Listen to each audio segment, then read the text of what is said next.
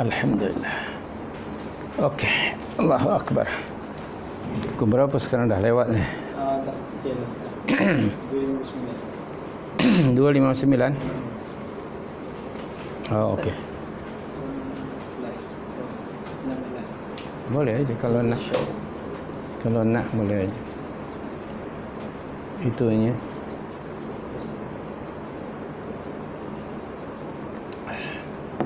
Bismillahirrahmanirrahim.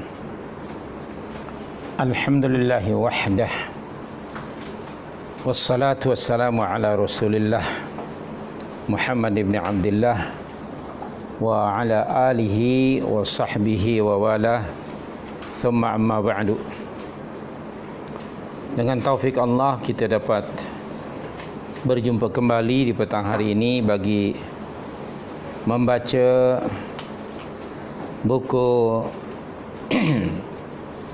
Syarah Aqidah Tahawiyah, yang pada petang hari ini kita akan membaca poin nombor 8 ya. Poin nombor 8. Okey Asif, bismillah. Tolong baca. Wala yakunu illa ma yurid. Juga tidak akan terjadi kecuali apa yang dia kehendaki. Ini adalah penetapan istibat terhadap qada dan kehendak Allah. Isbat. Penetapan sama dengan isbat. Penetapan isbat terhadap qada dan kehendak Allah. Maka tidak akan terjadi di dalam kerajaannya dan tidak ada peristiwa pada makhluknya kecuali apa yang dia kehendaki dengan kehendak kauniyah. Kaf waun nun ya dengan tak bulat. Kauniyah. Okey. Innama Baca ta'awudz dahulu. A'udzu billahi minasyaitonir rajim. A'udzu billahi minasyaitonir rajim. Innama amruhu idza arada syai'an an yaqula lahu kun fayakun. Sungguhnya perintahnya apabila dia menghendaki sesuatu hanyalah berkata jadilah, maka jadilah ia. Semua kebaikan dan semua keburukan, kejahatan terjadi kerana kehendak Allah yang kauniyah. Maka tidak akan ada sesuatu pun yang keluar dari kehendaknya. Dalam hal ini terdapat bantahan terhadap golongan Al-Qadariyah yang menafikan pada Allah Ta'ala. Dan mereka mengira bahawasanya hamba-hambalah yang menciptakan dan mengadakan perbuatannya. Maha tinggi Allah dari apa yang mereka katakan, kerana ini adalah perkataan yang menganggap Allah lemah. Dan bahawasanya sesuatu bisa terjadi pada makhluknya tanpa Allah kehendaki. Maka ini adalah sifat kekurangan bagi Allah. Bisa tadi bukan bisa bahasa Melayu boleh bengkak nanti kalau bisa. Bisa maknanya boleh ya di sini. Okey, faham dia tu ya. Tukarlah kalimah bisa tu dengan boleh. Okey. Semua yang terjadi di alam semesta ini, yang baik maupun yang buruk, semuanya adalah kerana kehendaknya. Dia menciptakan kebaikan untuk suatu hikmah dan juga menciptakan keburukan untuk suatu hikmah. Dan itu dari segi bahawa Allah menciptakan untuk suatu hikmah bukanlah suatu keburukan. Kerana sekali lagi untuk suatu hikmah yang besar dan suatu tujuan yang besar, iaitu untuk percobaan dan ujian. Membedakan antara yang buruk dengan yang baik. Memberikan balasan atas amal-amal soleh. Memberikan balasan atas amal-amal yang buruk. Allah memiliki hikmah dalam hal itu. Dia tidak menciptakan hal itu sia-sia. Okey. Tayyib. Wala yakunu illa ma yurid. Ini kita mesti mengiktikadkan bahawa tidak akan terjadi atau berlaku segala sesuatu sama ada di langit atau di bumi, melainkan kecuali apa yang Allah kehendaki. Jadi di sini maknanya kita mengisbatkan iradatullah, kehendak Allah yang ada hubung kaitnya dengan qadar Allah. Perbincangan ini berhubung kait dengan rukun iman yang keberapa? Keenam ke kelima? Beriman pada qadar dan qadha Allah, khairuhu wa syarruhu minallah. Sama ada yang baik atau yang buruk, dua-duanya dari sisi Allah Subhanahu wa taala. Okey. Tadi topik ini berhubung kait dengan qadar Allah Subhanahu wa taala, qadha. Okey. Kehendak Allah di sini maka tidak akan terjadi di dalam kerajaannya dan tidak ada peristiwa pada makhluknya kecuali apa yang dikehendaki Allah. Dan di sini Allah itu memiliki atau mempunyai iradah mutlaqah, kehendak yang absolut, yang mutlak. Kehendak Allah itu tidak dipengaruhi oleh sesuatu atau tidak dipengaruhi oleh seseorang, oleh mana-mana makhluk. Okey. Adapun makhluk, umpamanya kita sebagai manusia, kita ada kehendak tak? Ada tak? Ada kehendak kan? Hendak itu, hendak ini, ada kehendak, ingin itu, ingin itu. Kadang-kadang apa yang kita kehendaki itu tidak menjadi kenyataan. Betul tak? Tidak semua yang kita kehendaki itu menjadi kenyataan. Okey, itu satu. Kedua, ada kalanya kehendak kita pun mungkin dipengaruhi oleh sesuatu atau oleh seseorang. Okay. Kehendak kita tu dipengaruhi oleh orang lain, baik itu sama ada orang tua, adik-beradik atau siapa saja. Sehingga akhirnya kita pun menghendaki sesuatu itu. Setelah umpamanya dimotivasi, diberi galakan oleh orang lain, akhirnya timbullah kehendak itu. Atau atas saranan orang lain menyarankan kita, baiknya yuk buat itu dan ini, yang asalnya mungkin kita tidak ada kehendak. Okey. Atau ada kalanya kehendak kita itu berlainan dengan kehendak orang lain. Okay. Jadi kesimpulannya bahawa kehendak makhluk itu berbeza dengan kehendak Allah yang absolut. Kita punya kehendak tidaklah absolut. Dari sudut bahasa, dua-duanya disebut iradah. Iradah maknanya keinginan, kehendak. Okay. Nah, merujuk kepada iradatullah, kehendak Allah itu ada dua. Sebagaimana dalam keterangan di sini kan, ada disebut iradah kauniyah. Iradah kauniyah, kalimah iradah itu kehendak atau keinginan sama dengan masyiah. Kita biasa menyebut masya Allah. Okey. Sya'a itu past tense verb. Fi'lul madhi sama dengan aroda. Aroda itu maknanya sama dengan sya'a. Itu vocabulary-nya begitu. Aroda sama dengan sya'a. iradah itu masdar. Maka masdar dari sya'a ialah masyiah. Itu masdarnya ataupun kata akarnya masyiah. Jadi bagi Allah itu ada dua iradah. Satu yang di atas apa? Ataupun saya sebutin nombor satu, iradah kauniyah. Kehendak, ya. Kehendak Allah ni kehendak kejadian, yang berhubung kait dengan sesuatu yang disukai oleh Allah dan apa yang tidak disukainya. Itu disebut iradah kauniyah.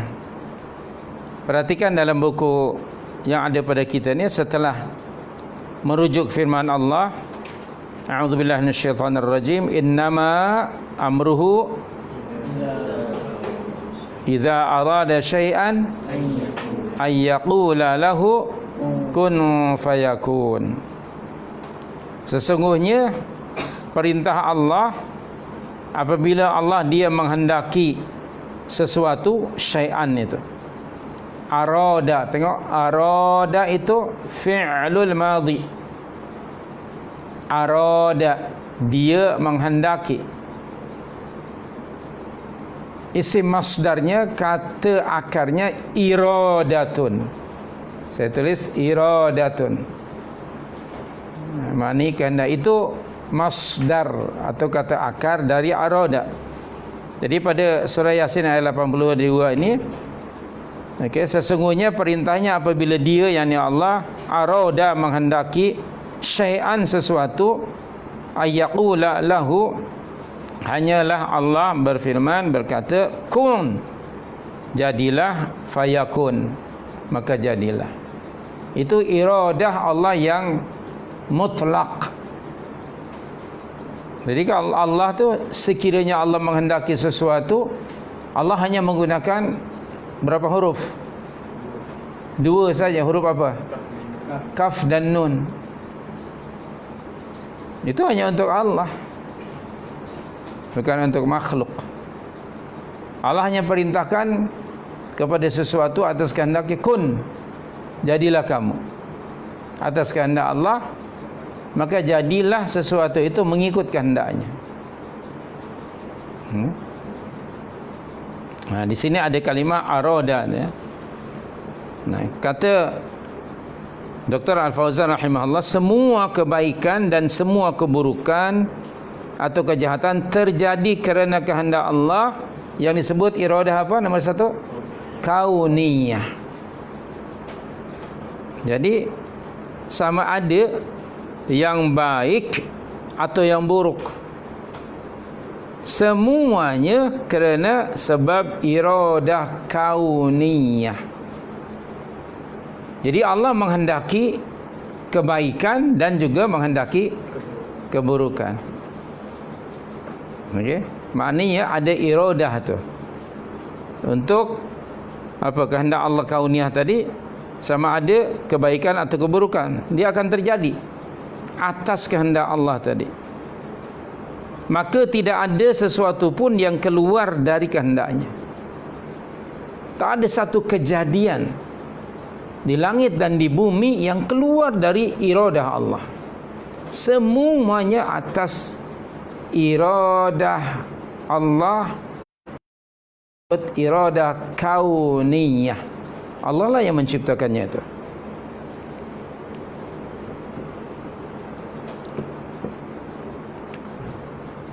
Okey.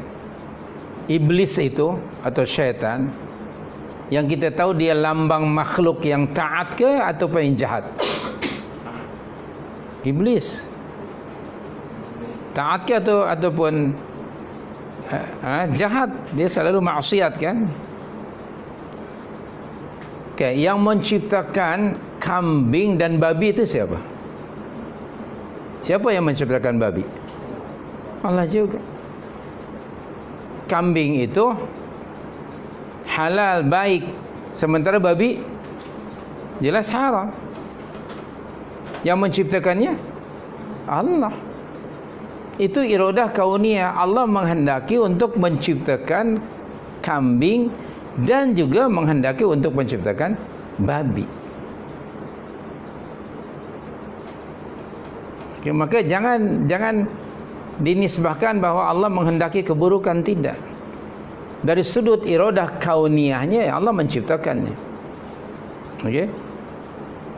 Maka dalam tadi kita sebut beriman kepada qada dan qadar itu khairuhu wa syarruhu, yang baik dan yang buruk, dua-dua itu datang dari sisi Allah. Itu iradah kauniyah.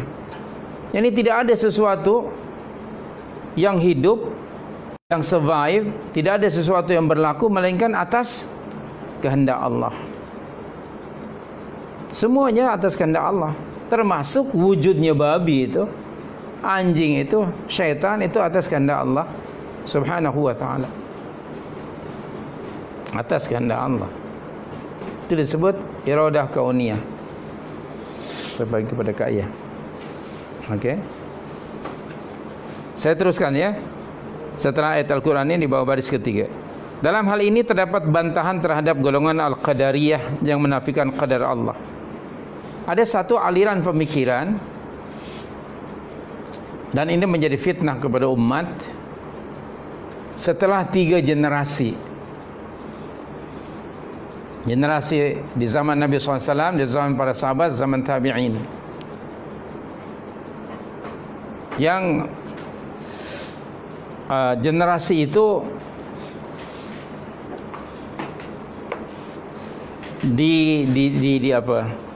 dinamakan oleh Allah sebagai khairu ummah. Coba baca Ali Imran 110. Ali Imran 110. Apa bunyi ayatnya? Firdaus, Asif, Muawiyah. Bismillahirrahmanirrahim. Kuntum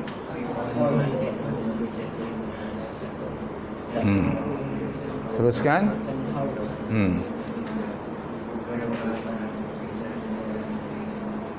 Minhumul. Okey, Ali Imran 110. Kuntum khaira ummatin. Cuba buka Quran terjemahannya itu.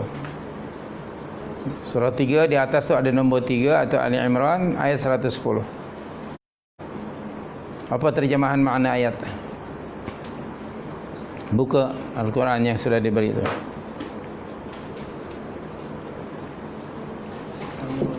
Muawiyah ada tak Quran terjemahan? Tak ada. Ambil tu kalau tak ada. Semalam tak dapat lagi. Firdaus, bagi itu untuk si Muawiyah tu. Dia belum dapat lagi.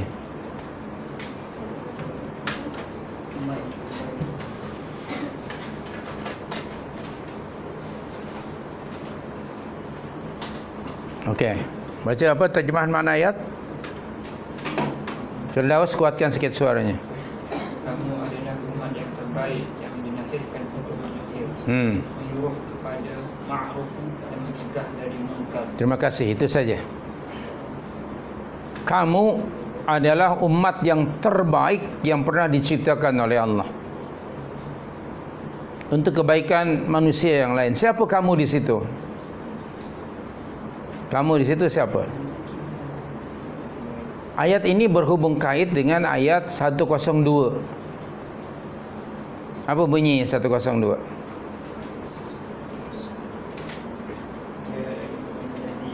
Ya ayyuhalladzina amanu taqullaha haqqa tuqatih. Ya ayyuhalladzina amanu. Jadi kamu di situ siapa? Orang-orang yang beriman. Satu. Kedua, ataupun yang dimaksudkan, kamu adalah umat yang terbaik, itu merujuk pada as-sabiqun al-awwalun. Baca surah 9 ayat 100.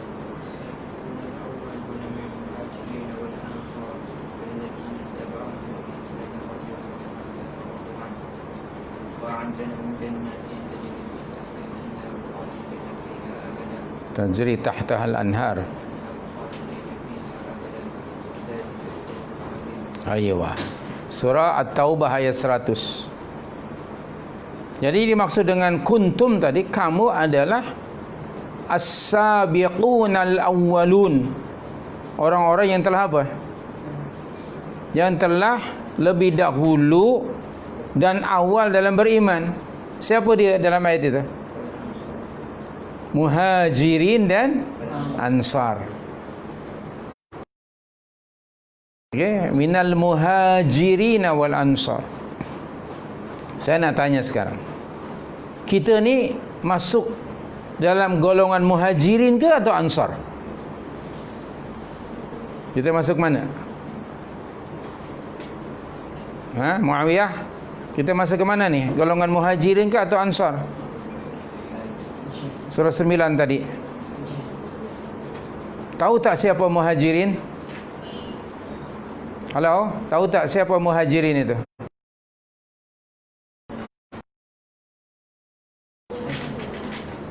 Kuatkanlah sikit suaranya. Tak tahu? Okey. Muhajirin dari asal kata hijrah.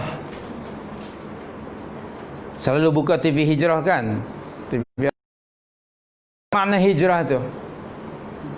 Ada seorang artis berhijrah kononnya. Maka artis fulaniah berhijrah. Apa arti hijrah? Berpindah. You all baru berhijrah kan? Dari Prison 15 ke desa apa? Desa Putra. Maknanya berpindah dari satu tempat ke tempat lain disebut hijrah secara bahasa. Orang yang berhijrah disebut muhajir. Ada member namanya muhajir tak? Ada tak? Muhajir orang yang berhijrah, berpindah.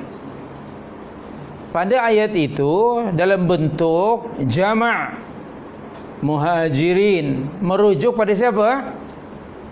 Sahabat-sahabat Rasulullah sallallahu alaihi wasallam. Dia wal ansar, betul? Minal muhajirin wal ansar. Siapa ansar? Ansar itu plural daripada nasir. Nun alif sad ra. Nasirun maknanya penolong. Okey. Ada nama member Nasir. Atau nama ayah jangan-jangan Nasir. Nasirun, nun alif sad dengan ra.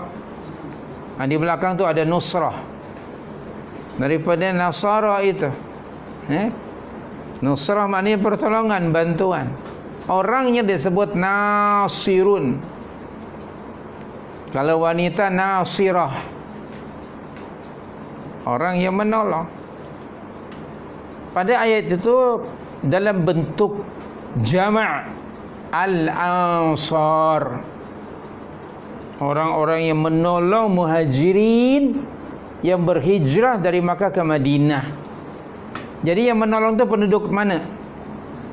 Yang menolong muhajirin, orang Makkah ke orang Madinah? Orang Madinah. Para sahabat Rasul di Madinah yang membantu menolong muhajirin maka disebut ansar. Saya akan baca ayat walladzina tabawwa'ud. Teruskan. Bila suruh teruskan lembek begitu. Kuatlah sikit.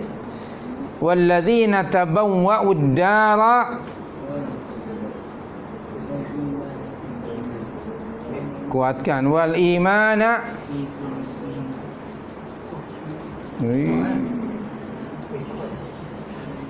Surah Al-Hasyr itu ayat 9 tengok. Walladzina tabawwa'ud dara wal imana yuhibbuna man. Teruskan Muhammad.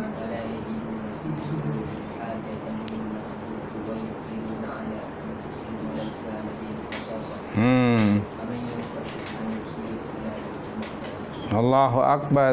Itu surah Al-Hasyr, surah 59.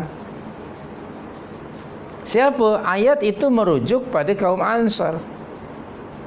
Ayat nombor 8 Muhajirin, ayat 9 Ansar, ayat 10 orang mukminin yang datang selepas mereka hingga hari ini, hingga hari kiamat. Walladzina ja'u min ba'dihim yaqulun, sambunglah geramnya. Asif, Nasrah, Fatihah, Syakira, sambunglah. Teruskan. Rabbana ighfir lana wa li ikhwanina alladhina sabaquna bil iman wa la taj'al fi qulubina ghillan lil ladzina amanu rabbana innaka raufur rahim. Doa kita. Jadi kaum Ansar ialah penduduk kota Madinah yang memberi pertolongan kepada kaum Ansar, kepada kaum Muhajirin yang datang dari Makkah. Okey. Jadi surah 3 tadi ayat 110, kamu adalah umat yang terbaik, merujuk pada dua kelompok tadi, Muhajirun dan Ansar. Mereka adalah ashabu Rasulullah radhiyallahu anhum ajma'in. Pada ayat tadi surah 9 ayat 100, walladzina taba'uhum bi ihsanin, teruskan, radhiyallahu anhum wa radu anhu. Maka para sahabat radhiyallahu anhum ajma'in, walaupun tingkatan mereka itu berlain-lainan, tetapi keseluruhannya mendapat title apa? Radhiyallahu anhum. Itu khas bagi mereka, pengiktirafan daripada Allah. Kalau kita sekarang ni Muslim di zaman kita, apa dia titlenya? Allah yarham.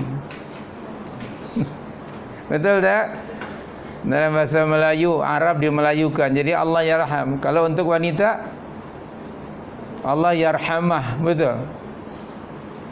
Nah, orang Arab pun pening dengarnya. Bahasa Arab dimelayukan lah. Jadi kalau disebut radhiyallahu anhum, secara khasnya ia gelaran yang Allah berikan kepada para Muhajirin dan Ansar. Tapi ayat tadi surah 9 ayat 100 ada lafaz apa? Walladzina taba'uhum bi ihsan. Allah bagi peruntukan di situ. Dan orang-orang yang mengikuti mereka dengan baik. Orang-orang itu maksudnya siapa? Muslimin setelah itu. Zaman Rasul, sahabat, tabi'in, berikutnya apa? Tabi'ut tabi'in wa tabi'uhum. Okay? Generasi Rasul, sahabat, kemudian tabi'in. Tabi'in ini murid kepada para sahabat. Generasi tidak jumpa dengan Rasulullah, tapi berjumpa dengan para sahabat Rasul, dengan murid-murid Rasul. Kemudian wa tabi'ihim, dan pengikut kepada tabi'in. Okay, mereka belajar agama daripada murid para sahabat. Kemudian wa tabi'uhum, dan pengikut-pengikut mereka ila yaumiddin, hingga ke hari kiamat. Bi ihsan, dengan cara yang baik. Yang pertama sekali adalah antaranya yang baik itu mengikuti mereka dalam akidah. Maka bila disebut akidah ahli sunnah wal jamaah, maknanya akidah para sahabat. Umat Islam yang datang selepas generasi itu pun akan boleh masuk dalam kategori kamu adalah umat yang terbaik, tapi dengan syarat memenuhi syarat-syarat yang telah dipenuhi oleh mereka. Antara lain tadi pada surah 3 110, apa dia syaratnya? Ta'muruna, kedua, ketiga, wa tu'minuna billah. syarat ini jika dipenuhi, maka kamu juga layak untuk mendapat gelaran khairu ummah. Yang pertama sekali ialah dari sudut akidah. Nah, setelah generasi itu, generasi para sahabat tabi'in dan tabi'ut tabi'in, masuklah pemikiran dari luar. Timbul tadi apa yang disebut sebagai aliran Qadariyah. Okey, tadi disebut di sini. Qadariyah iaitu satu aliran pemikiran yang apa? Menafikan qadar Allah Taala. Apa kata mereka? Manusia ini dia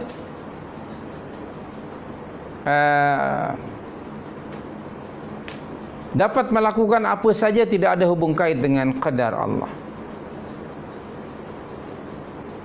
Atau kalau orang itu buat jahat, mereka kata ini sudah ditakdirkan. Kita faham bahawa manusia tidak punya daya dan upaya, segala sesuatu ditetapkan Allah. Jadi topik ini adalah membantah kehendak mereka. Kerana itu ada hubung kait nanti dengan iradah apa yang kedua? Syar'iyah. Dalam konteks iradah kauniyah, ya betul. Okey. Kerana kekufuran, kesyirikan itu datang selepas itu. Okey. Atas kehendak Allah adanya kekufuran, adanya kesyirikan, tetapi Allah tidak menghendaki, Allah tidak suka, Allah benci. Bahkan Allah melarang hamba-hambanya dari menduakan, menyekutukan Allah. Allah melarang hamba-hambanya menolak, mengingkari kebenaran. Dalam konteks sebagai sesuatu di bawah iradah kauniyah memang benar. Seperti tadi saya sebut iblis dengan babi. Atas kehendak Allah, Allah menciptakan. Tapi apakah Allah menghalalkan bagi orang mukmin makan babi? Kan tidak. Betul? Apakah Allah menyukai kekufuran? Tidak. Apakah Allah memerintahkan syirik? Tidak. Jadi yang kedua tadi pertanyaan apakah itu disebut syar'iyah, iradah syar'iyah. Kita sedang bincang iradah kauniyah dahulu. Iradah kauniyahnya memang Allah yang menciptakan kebaikan dan keburukan. Tetapi katanya di sini apa? Kebaikan dan keburukan itu ada apa? Ada hikmahnya kan? Tengok di sini para perenggan yang bawah sekali itu. Ya, semua yang terjadi di alam semesta ini, sama ada yang baik maupun yang buruk, semuanya adalah kerana kehendak Allah, iradah kauniyah. Dia, yakni Allah, menciptakan kebaikan untuk suatu hikmah dan juga menciptakan keburukan untuk suatu hikmah. Dan itu dari segi bahwa Allah menciptakannya untuk suatu hikmah, bukanlah suatu keburukan. Jadi Allah itu menciptakan sesuatu mengikut iradahnya, tapi juga ada hikmah.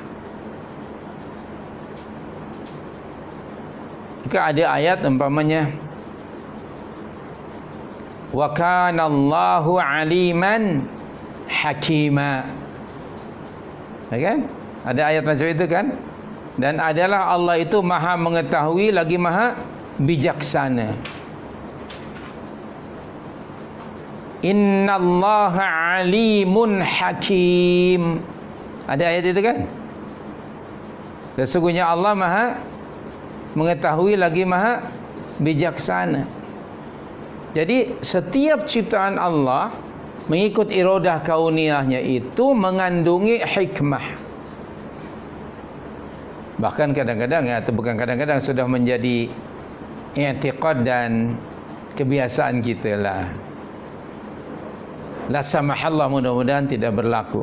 Katalah berlaku satu aksiden ya, misalnya lah. Lalu kadang-kadang orang mengatakan sudah tentu ada hikmahnya. Sekarang atau sudah 4 bulan ini ada COVID-19 ya, COVID-19. Kita selalu mengatakan, ya ini Allah yang menciptakan, itu iradah kauniyah. Tapi pasti ada apa? Ada hikmahnya di sebalik itu. Kan selalu kita kata begitu. Mesti ada hikmahnya. Jadi Allah itu Maha Suci menciptakan sesuatu tanpa tujuan dan tanpa hikmah. Rabbana ma khalaqta hadza batila subhanak faqina adzabannar. Ali Imran 191. Rabbana ma khalaqta hadza batila. Wahai Tuhan kami, tidaklah Engkau menciptakan semua ini sia-sia. Tidak ada. Allah tidak menciptakan sesuatu tanpa ada tujuan. Maha suci Allah, subhanak. Maha suci Engkau ya Rabb. Demikian juga Allah menciptakan babi, anjing yang diharamkan, pasti ada hikmahnya. Itu iradah kauniyah. Mengandungi hikmah di sini. Ya, dari sudut penciptaannya ya. Untuk hikmah, bukanlah untuk keburukan. Dari sudut kehendak kauniyah, kehendak kejadian. Karena sekali lagi kata Syekh Hafizahullah, untuk suatu hikmah yang besar dan suatu tujuan yang besar, yaitu apa? Apa hikmahnya? Allah menciptakan syaitan, iblis, babi, anjing yang diharamkan. Apa hikmahnya di sini? Ini kasih tanda ya di sini. Hikmahnya apa? Yaitu dia sebagai ujian atau cobaan, sebagai ibtila. Sebagai ujian ataupun bala.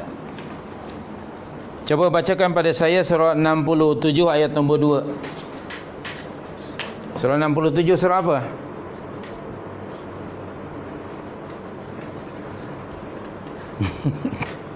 Surah Al-Mulk atau surah Tabarak. Ayat nombor 2 apa? Alladzi khalaqal mauta wal hayata liyabluwakum. Itu dia.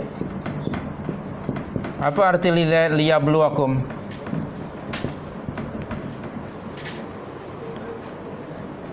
Untuk menguji. Yablu asalnya daripada lam, ini lam tu dengan ini kan asalnya bala past tense verb, yablu ini fi'lul mudhari'. Rutbatnya apa? Bala'un, bala. Fi'lul madhi', fi'lul mudhari', dan ini masdar. Apa arti bala tadi? Menguji, ujian, cobaan. Liyabluwakum, untuk menguji kamu, ayyukum ahsanu amala, siapakah di antara kamu yang paling baik amalan. Jadi sini ada kalimah yablu. Rututnya tadi bala. Hanya saja kita orang Nusantara, orang Melayu, selalu kita terjemahkan bala itu apa? Selalu bencana. Bala bahasa Arab, bencana bahasa Sanskrit. Melayu combine-kan. Jadi apa? Bala bencana. Betul tak? Orang Melayu ni, Arab pun pening. Okey, bala tu ya bencana lah. Tapi dikombinkan untuk emphasize. Barangkali lah. Dalam Al-Quran, kalimah bala tidak sentiasa bencana. Ayo bacakan surah Al-Anbiya ayat 35. Ayo, surah Al-Anbiya surah apa? Asif, Muhammad, Habib, surah nombor berapa? Tengok sajalah di indeksnya. Al-Anbiya surah 21. Surah 21. Okey. Di atas ni kan ada nama tu. 21 Al-Anbiya. Apa bunyi ayatnya? 35. Kullu nafsin. Teruskan. Tengok. Wa nabluukum bisyarri wal khairi fitnatan wa ilaina turja'un. Nablu tadi di sini orang ketiga. Kan di situ nahnu nablu. Linabluwakum, untuk menguji, mencoba kamu. Siap, okey? Liyabluwakum, wa nabluukum bisyarri wal khair. Dan kami apa? Uji kamu dengan keburukan dan kebaikan. Dua-duanya daripada Allah. Itu disebut iradah apa tadi? Kauniyah. Okey? Jadi dalam bahasa kita, bala sentiasa negatif, bencana, betul tak? Padahal dalam Al-Quran itu, ujian Allah tu ada berapa bentuknya? Berapa jenis? Dua kan, satu apa? Keburukan, yang satu lagi kebaikan. Bisyarri wal khairi. Jadi perlu betulkan itu ya, bala tu. Bukan bencana. Not every bala is bencana lah ya. Itu kebaikan. Sekarang ini katalah orang diuji oleh Allah dengan satu penyakit, dia sakit. Sabarlah, ini bala daripada Allah. Nah, sebetulnya kita yang sehat pun sedang diuji. Apa ujiannya? Kesehatan. Sakit lawannya sehat. Kita selalunya di minda kita, orang tu diuji oleh Allah dengan kesehatan ke dengan sakit? Dengan sakit selalunya lah. Sabarlah mat, ini ujian dugaan daripada Allah. Kalau si mat tu dia faham, you too brother, sabarlah. Sabar apa aku? Engkau sedang diuji oleh Allah dengan kesehatan. Sama ada engkau bersyukur atau tidak. Kalau dengan penyakit, sabar ke atau tidak? Tapi kita tidak sedar. Sebenarnya kita sehat itu sedang diuji. Bala. Ada kalanya diuji dengan kesehatan, kita tidak sedar, tidak menganggap sebagai ujian. Orang yang diuji oleh Allah dengan keburukan, katalah misalnya dengan sakit, dia dapat menerima ketetapan takdir Allah, kan dia sabar. Tapi kalau orang yang diuji oleh Allah dengan kesenangan hidup, adakah dia sadar bahawa dia sedang diuji? Kebanyakannya tidak. Maka dalam bahasa Melayu, kalau ada orang macam itu disebut orang yang lupa apa? Lupa daratan. Betul? Betul tak? Lupa daratan. Pernah dengar istilah lupa daratan? Yang diuji dengan penyakit lupa apa? Lautan? Tak ada. Hanya lupa daratan saja. Berat diuji dengan kesehatan. Dua-duanya berat. Melainkan kata Rasulullah SAW mafhum sebuah hadis, sungguh mengagumkan kehidupan seorang mukmin itu, seluruh keadaan kehidupannya sentiasa baik. Bila Allah uji dia dengan kebaikan, maka dia bersyukur pada Allah, dan itu baik baginya. Dan apabila Allah uji dan duga dia dengan keburukan, dia sabar, dan itu pun baik baginya. Maka seorang mukmin hidupnya antara syukur dan sabar. Kita hidup kita ni antara dua itu. Sama ada kita bersyukur atau sabar. Begitulah seorang mukmin. Ya, alhamdulillah kita dianugerahkan keimanan Allah. Kita hidup kita Kalau kita mendapat kebaikan daripada Allah, bersyukur. Kalau kita diduga oleh Allah dengan satu musibah besar COVID-19 ni, sabar. Dua-duanya baik. Kalau orang yang bersyukur, Allah berjanji, wa idz ta'adzana rabbukum.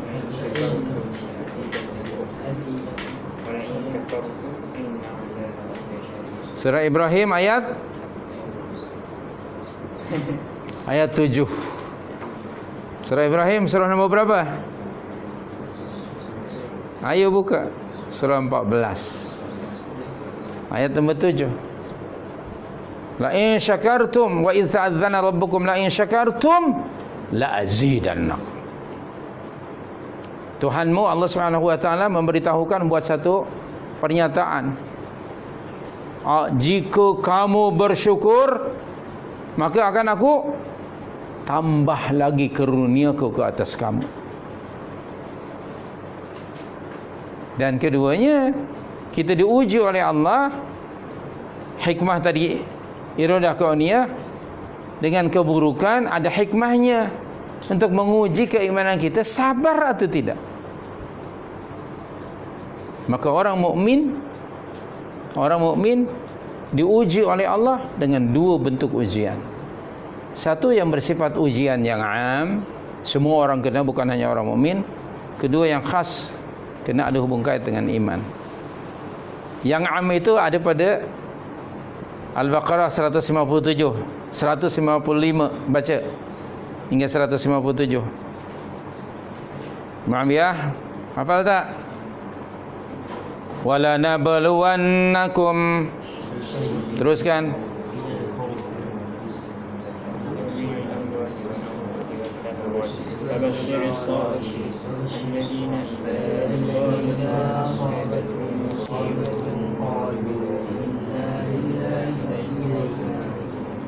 Teruskan satu ayat lagi.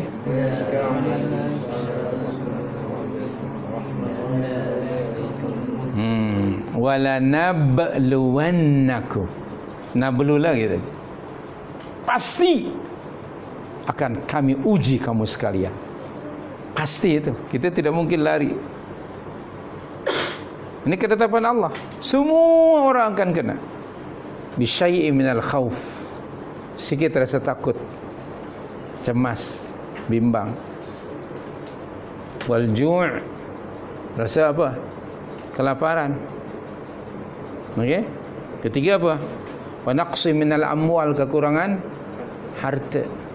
Keempat apa? Wal anfus, kehilangan nyawa, jiwa. Kelima, wat thamarat, kekurangan buah-buahan. Hujung ayat apa? Wa basyiris, wahai Muhammad sallallahu alaihi wasallam, sampaikanlah berita gembira kepada siapa? Orang-orang yang sabar. Siapa mereka? Ayat berikutnya. Alladzina idza asabathum musibah qalu inna lillahi wa inna ilaihi raji'un. Yaitu orang-orang yang apabila ditimpa dengan suatu musibah. Musibah itu sesuatu yang ditetapkan oleh Allah berlaku ke atas kita, yang kita tidak menginginkannya, kita tidak menghendakinya, kita tak nak, tapi berlaku juga. Okey, sila angkat tangan siapa yang suka pada COVID-19. Nak sangat. Ada tak? Tidak ada. Tapi qaddarallah, Allah telah mentakdirkan berlakunya virus COVID-19. Maka kita ucapkan apa? Inna lillahi wa inna ilaihi raji'un. Itu disebut kalimah apa? Tahu tak istilah itu? Kalimah istirja'. Apa dia?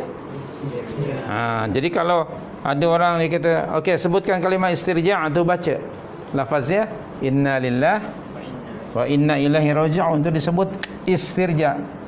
Alif, sin, ta, ra, jim, alif, ain. Istirja'. Daripada kalimah raja'a tadi, kena ada ayatnya wa inna ilaihi raji'un. Pada budaya kita ni, kalau disebut inna lillahi wa inna raji'un, selalunya apa? Kalau ada yang mati, ada yang meninggal. Innalillahi wa inna ilaihi raji'un. Firdaus, siapa yang mati? Bukan matilah, tayar pancet. Innalillahi wa inna ilaihi raji'un. Misalnya. Jadi apa-apa musibah yang kita tidak kehendaki, ucapkan ini kalimat istirja'. Inna lillahi wa inna ilaihi raji'un. Itu semua orang akan diuji oleh Allah dengan 5 perkara tadi.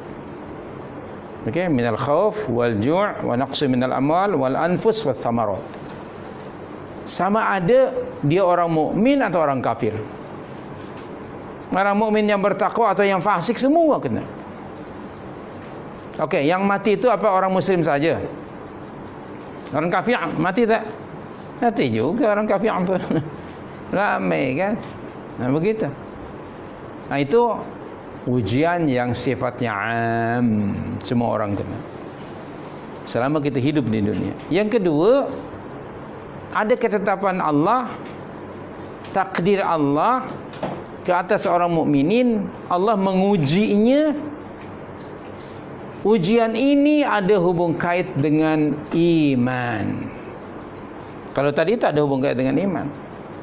Baca surah Al-Ankabut surah 29. Buka surah Al-Ankabut. Jangan kelangkabut. Okey, Al-Ankabut. Tak payah kelangkabut, buka perlahan-lahan. Ayat 2 dan 3. Baca. Ahasiban nas. Teruskan. Walaqad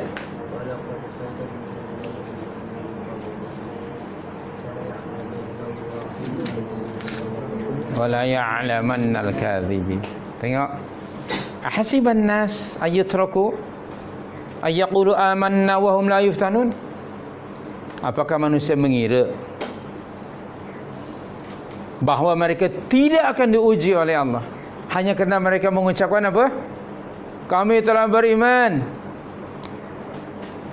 Sangkaan itu salah. Pada ayat yang ketiga, sungguh telah kami apa? Sungguh telah kami uji dan duga orang-orang mukmin sebelum kita. Ya, walaqad fatanna alladzina min qablihim. Dengan ujian itu apa hikmahnya? Ada 2 di situ. Maka nanti akan jelas mana mukmin yang benar, yang ori, dan mana mukmin yang palsu. Jadi rupanya ada 2 jenis orang mukmin ni. Ada yang ori, ada yang fake. Okay. Ada yang mu'minuna haqqa. Ingat surah 8 ayat keempat. Surah 8 surah apa? Surah nombor 8 Al-Anfal. Innamal mu'minuna alladzina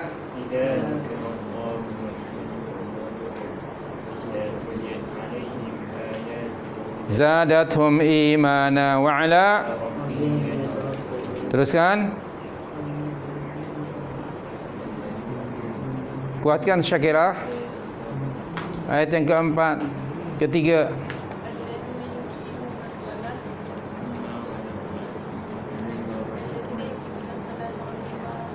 Razaqnahum. Teruskan. Ulaika humul mu'minuna haqqan. Mereka yang punya 5 sifat itu, merekalah orang mukmin yang sebenarnya. Apa dia sifatnya? Idza dzukirallah wajilat qulubuhum. Bila disebut saja nama-nama Allah, keagungan Allah, maka hati mereka apa? Gemetar. Kedua, wa idza tuliyat alaihim ayatuhu.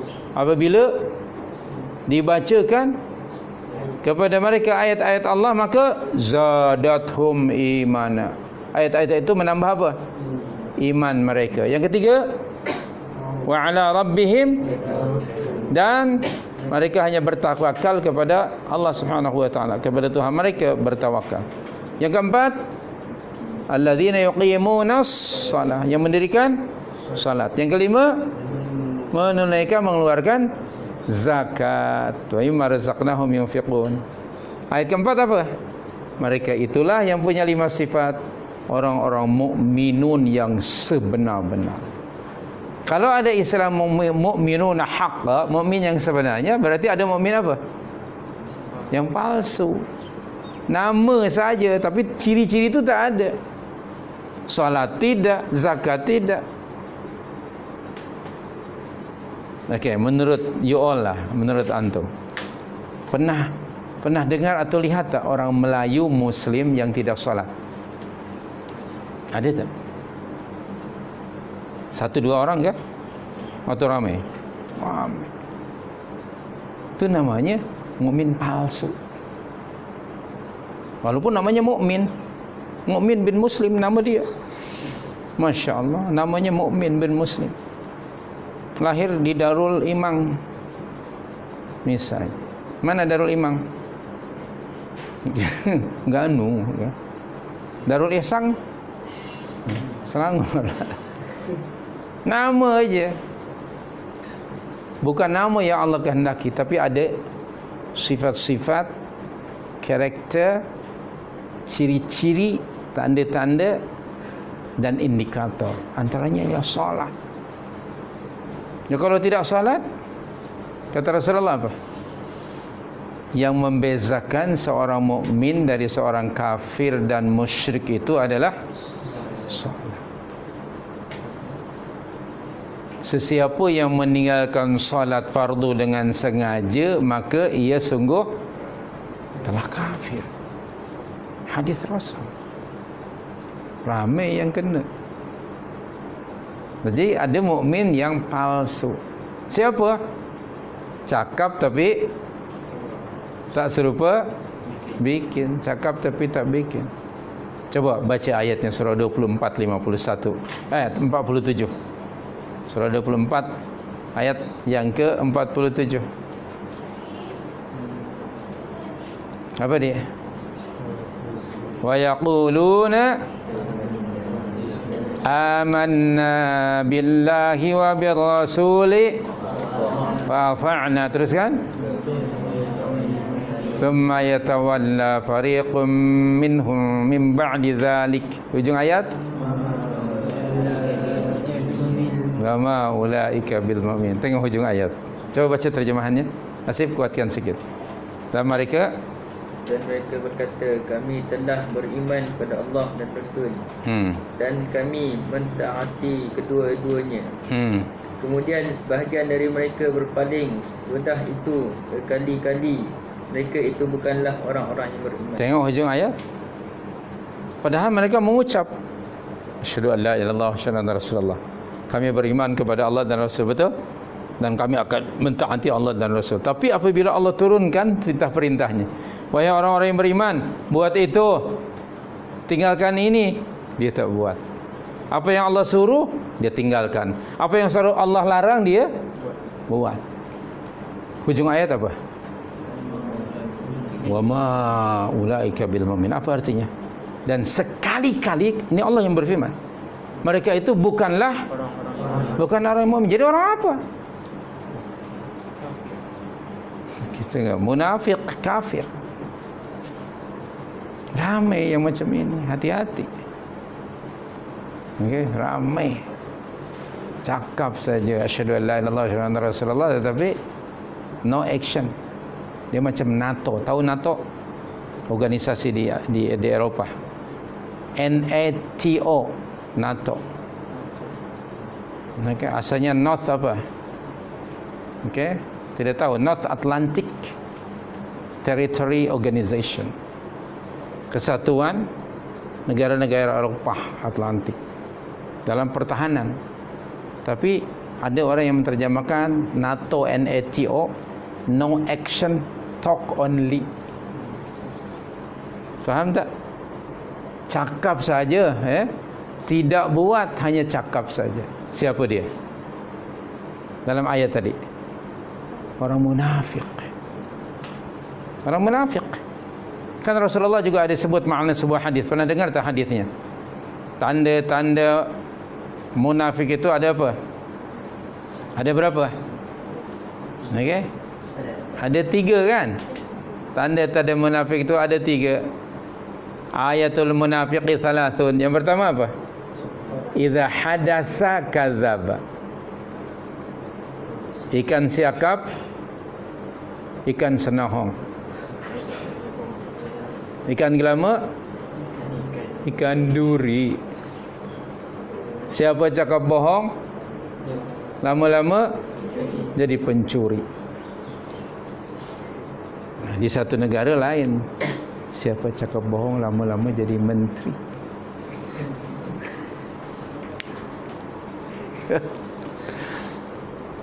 Nah, orang munafik kalau cakap dia bohong. Kalau berjanji, dia memungkiri janji. Kalau dia beri amanah, dia khianat. Hadis Nabi SAW. Tanda-tanda orang munafik. Na'udzubillah min dzalik. Jadi orang mukmin diuji oleh Allah. Balik tadi pada surah 29 ayat 2 dan 3. Bagi orang mukmin diuji yang kedua. Tadi yang am, kedua yang khas. Apa ujian daripada Allah? Berupa dua perkara. Satu, perintah. Kedua, larangan. Perintah dan larangan Allah ni dihalatujukan Allah ke atas siapa? Halal haram tu untuk siapa? Untuk orang mukmin ke atau orang kafir? Firdaus. Kalau disebut halal dan haram, selalunya orang muslim ke atau non muslim? Muslim saja. Kalau orang non muslim, agama apa saja, ada tak istilah halal haram? Tidak ada. Perintah daripada Allah, ya ayyuhalladzina amanu kulu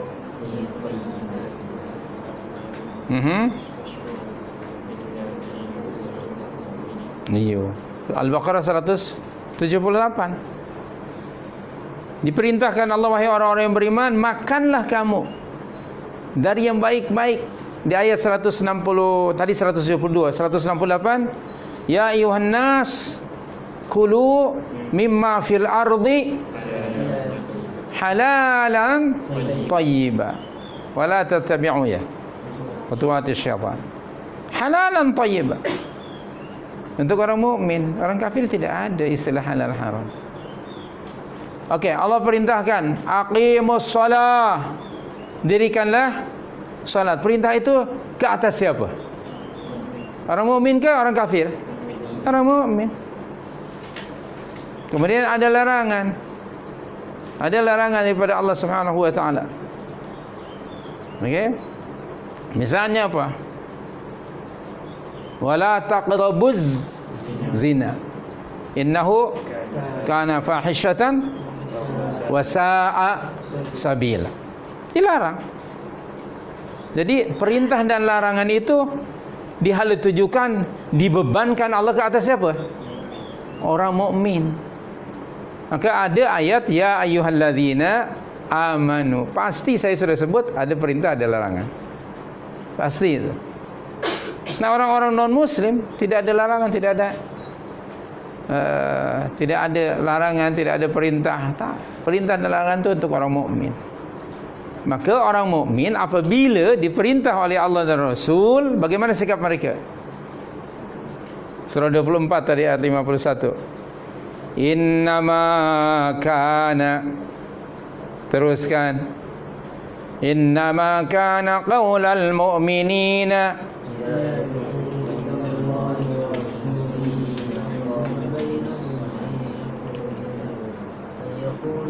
sami'na wa ata'na ulaika. Subhanallah. Orang-orang mukminin itu apabila diseru oleh Allah dan Rasulnya, wahai orang-orang yang beriman, buat itu, tinggalkan ini, apa respon mereka? Jawaban mereka apa? Sami'na wa ata'na. Kami mendengar dan kami taati. Itu sikap mukmin. Beza dengan tadi ayat 47. 47 tadi mereka tidak melaksanakan titah perintah Allah Subhanahu wa taala. Sebegitu. Itu semuanya ujian, ada hikmah. Okey, jadi saya luaskan tadi pemahaman adanya hikmah itu. Untuk sebagai apa hikmahnya? Cubaan dan ujian. Seterusnya apa? Apa lagi di antara hikmahnya? Hikmah iradah kauniyah itu bagi membezakan antara yang buruk dengan yang baik. Okey, Allah menciptakan kebaikan dan keburukan. Kalau Allah tidak menciptakan yang baik dan yang buruk, macam mana kita nak tahu benda itu baik? Kita tahu benda itu baik kerana sebab ada apa? Ada yang buruk. Sekarang saya nak tanya, macam mana you tahu orang itu kaya? Oh, dia orang kaya lah. Kenapa pada waktu yang sama ada orang miskin? Kalau semua kaya, ada tak Islam miskin? Tak ada kan? Tak ada. Maka pada orang kaya bersyukurlah kena ada orang miskin.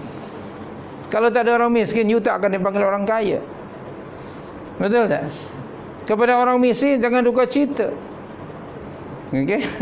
Kalau tak ada you, depa tak akan ada.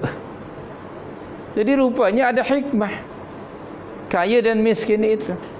Yang kaya bersyukurlah pada Allah, yang miskin apa tadi? Sabar. Dua-duanya baik. Subhanallahil karim.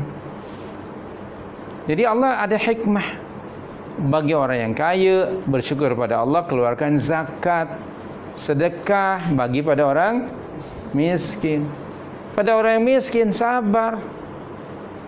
Okey, Allah akan bagi rezeki kamu, rezeki kepada kamu melalui orang kaya. Maka bila menerima, dia akan berdoa kepada Allah, ya Allah, terimalah kebaikan si fulan, gantikanlah dengan yang lebih baik dan lebih banyak. Kan saling mendoakan muslim dengan muslim. Akhirnya hidup harmoni. Jadi sekali lagi tadi ada hikmah. Di samping tadi untuk ujian, yang kedua bagi membezakan mana yang hak, mana yang batil, buruk dan yang baik. Ataupun hikmahnya ada apa, iradatullah yang kauniyah tadi, memberikan balasan atas amalan-amalan soleh atau memberikan balasan atas amalan yang buruk. Amalan itu ada dua, ada yang soleh, ada yang salah, betul? Amalan soleh, amalan salah. Okay. Ada soleh, baik, ada buruk, ada jahat. Ada al-amalus salihah, amalan-amalan yang saleh. Ada al-amal at-talihah. Lawan saleh ya talih, pakai ta.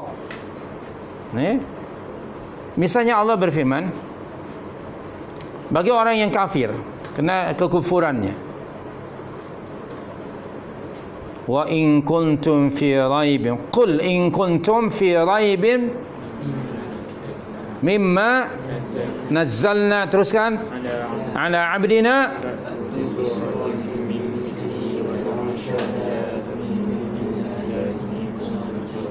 fa illam falan taf'alu fattaqun nar allati waquduha an-nas wal hijarah uiddat lil kafirin.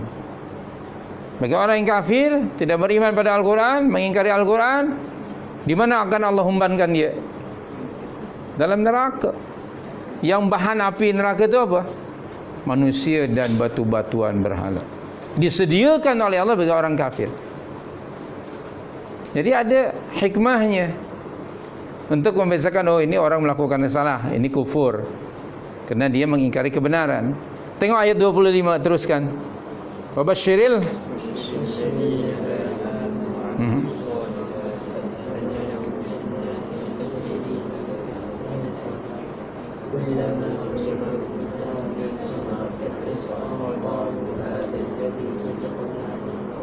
waktu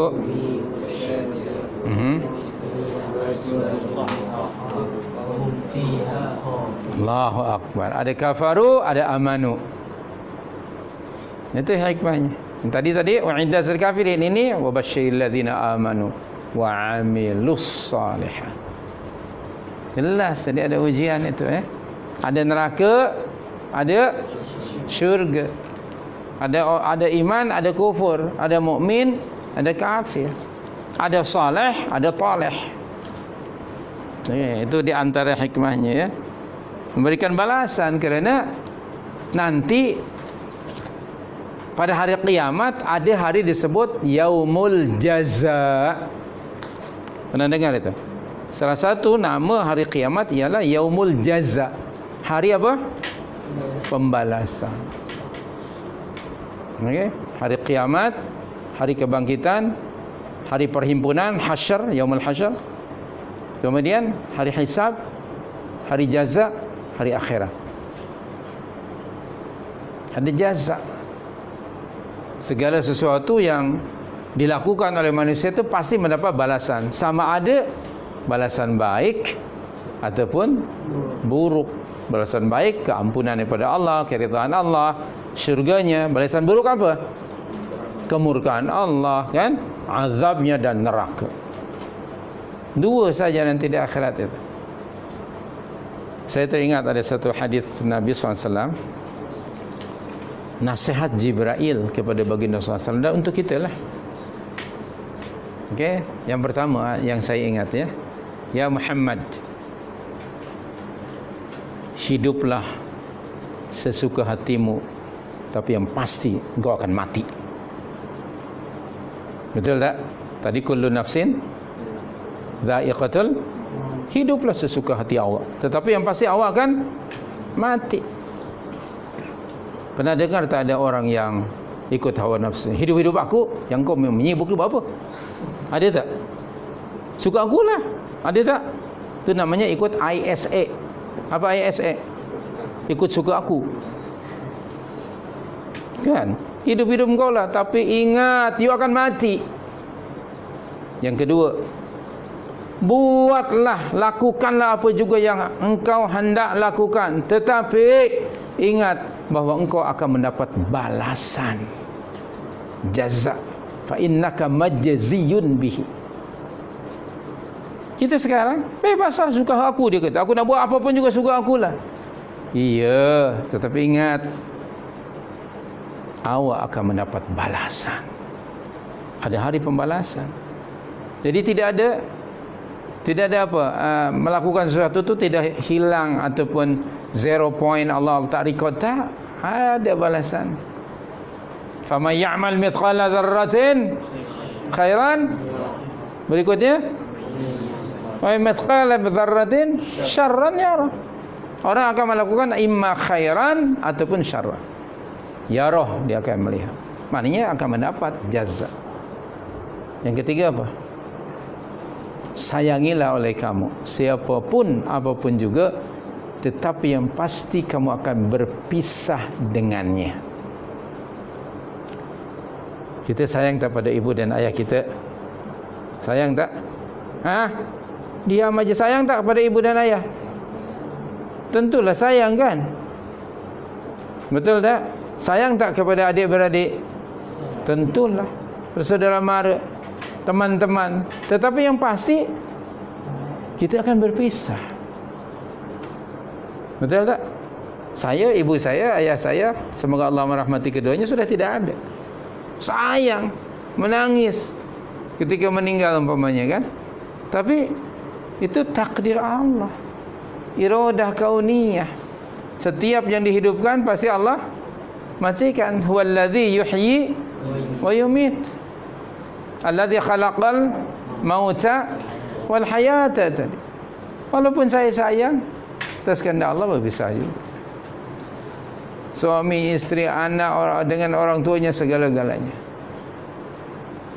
Jadi yang ketiga tadi, sayangilah oleh kamu siapa saja dan apa juga, tapi yang pasti kamu akan berpisah dengannya. Begitulah. Mungkin di sekolah ada teman-teman rapat, sayang, kan? Tapi tiba masanya untuk graduate daripada sekolah itu akan berpisah. Okey. Di Lamongan ada teman, Allah sayangnya Lamongan, kan, tokonang-konang, kan? Betul tak, Den? Tetapi datang tiba masa untuk berpisah, ya berpisah. Itu semuanya iradah kauniyah. Jadi ada hikmahnya. Okey. Allah Subhanahu wa taala memiliki hikmah dalam hal itu. Dia tidak menciptakan hal itu sia-sia. Rabbana ma khalaqta hadza batila. Begitulah tentang iradah kauniyah. Kesimpulannya, segala sesuatu yang terjadi ini adalah atas kehendak Allah. Allah yang menciptakan kebaikan dan keburukan, dan Allah menciptakan keduanya ada hikmah yang tertentu. Sama dia tadi untuk membezakan mana baik mana buruk, atau untuk mendapat balasan, sama ada balasan yang baik atau sebaliknya. Okey. Jadi pukul berapa sekarang? Firdaus, tolong pukul berapa? 4 suku. Okey, nasib baik tidak 3 suku. Alhamdulillah. Okey. Alhamdulillah, kita berhenti di sini. Ada apa-apa soalan sebelum kita makan?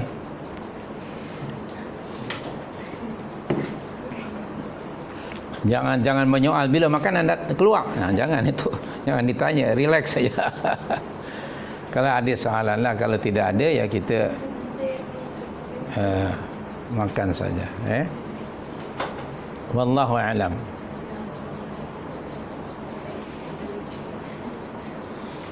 Di FB tak ada soalan. Tak ada. Dari mana ni?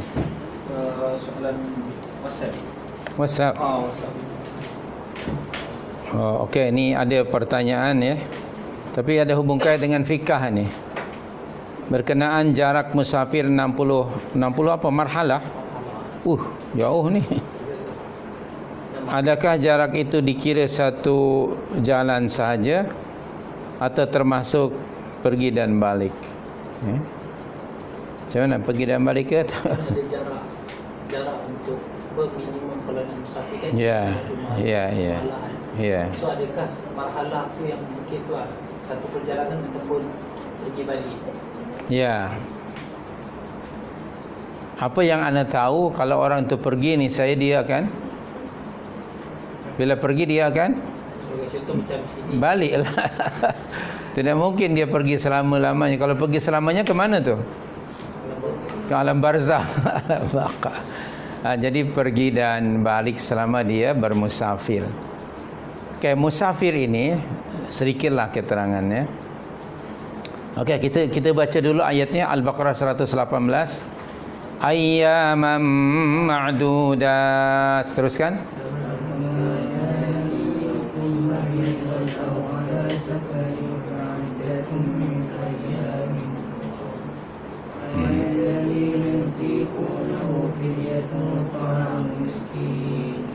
Man tatawwa'a.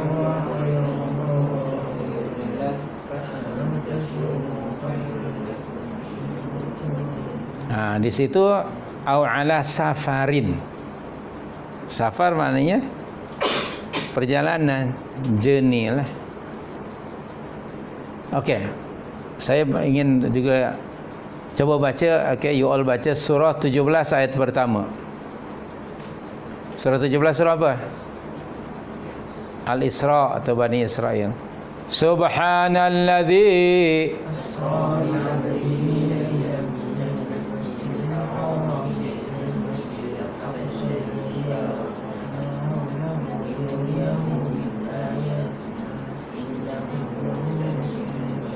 Di situ ada kalimat asra. Apa bedanya safar dengan asra?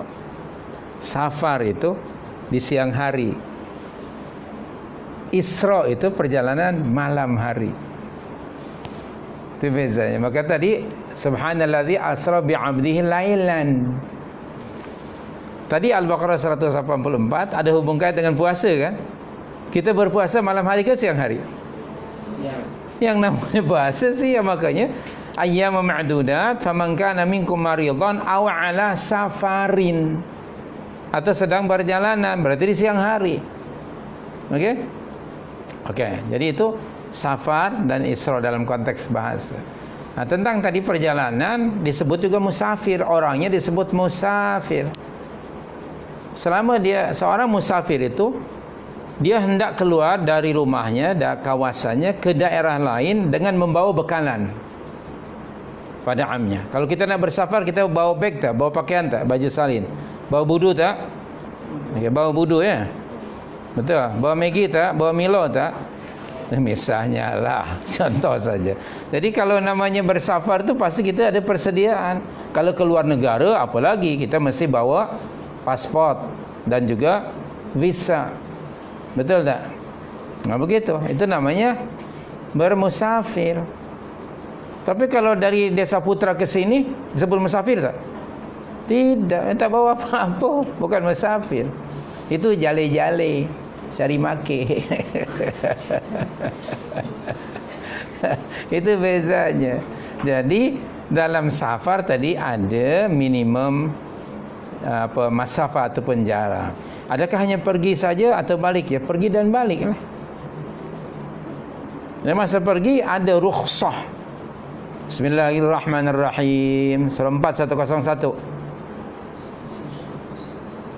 Wa idza darabtum fil ardi. Saya ulang lagi.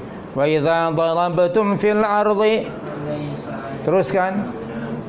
Falaisa 'alaikum junahun taqsuru minas salah. Tengok, in khiftum ayyaftinakum alladhina kafaru. Wa idza darabtum ay safartum fil ardi, jika kamu berpergian perjalanan di atas muka bumi, falaisa 'alaikum junahun, tidaklah salah, tidak berdosa kamu antaqsuru minas salah. Antaqsuru itu qasar, untuk memendekkan salat kamu yang 4 rakaat jadi 2 rakaat.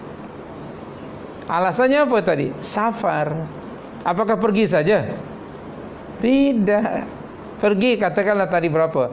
86 km atau 90, balik pun 90 jadi berapa tu? Dua kali. 180 km. Pergi juga dan balik.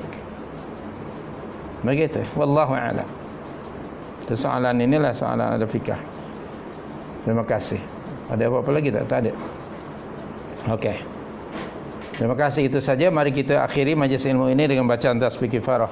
Subhanakallahumma wa bihamdik, asyhadu an la ilaha illa anta, astaghfiruka wa atubu ilaika.